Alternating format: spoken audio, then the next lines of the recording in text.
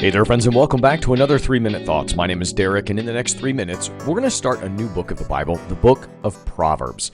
The book of Proverbs is a book all about wisdom, and so it's really kind of hard to get a running track throughout this book.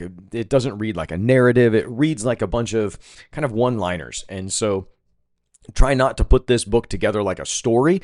Try to read it like what it is, a bunch of proverbs that are put together.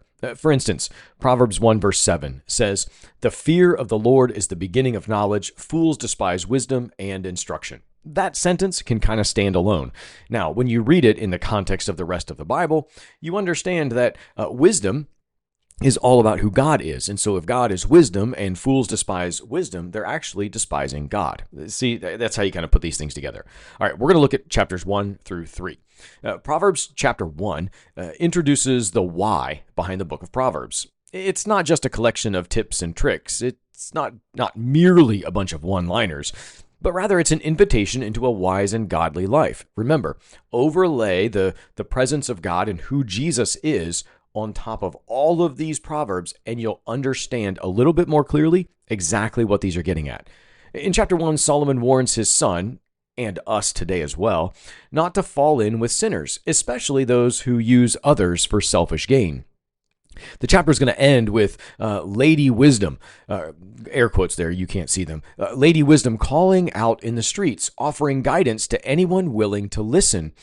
But she warns that if ignored, consequences will follow. Verse 28 says, "Then they will call upon me, but I will not answer." A quick takeaway from here, don't ignore wisdom when it's offered. God's truth is meant to guide every part of our lives.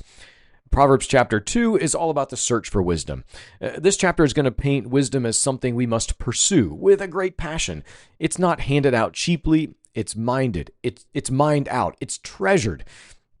But when you seek wisdom, God promises to guard your path and deliver you from evil influences.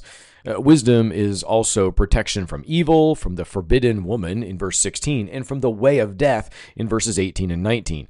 Wisdom doesn't just inform your mind, it shapes your path and it guards your heart from destruction.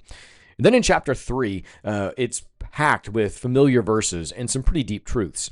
Things about trust in God completely, acknowledge Him in all things, honor Him with your wealth, accept His correction as love. Solomon also reminds us that wisdom leads to a peaceful, long life. God used wisdom to establish the world.